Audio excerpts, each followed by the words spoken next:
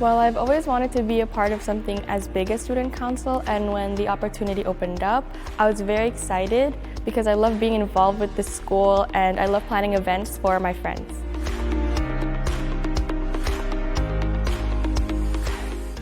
I hope to achieve more leadership and communication skills because that's a huge part of being in Student Council, being able to take everyone's opinion and not only your own.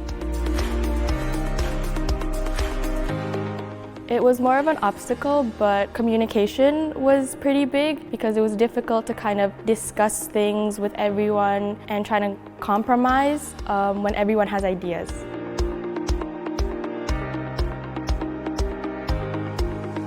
I think being a part of Student Council was a very new experience for me and a lot of my friends, and we learned a lot from it, like how to take into consideration other people's opinions and feelings when discussing topics.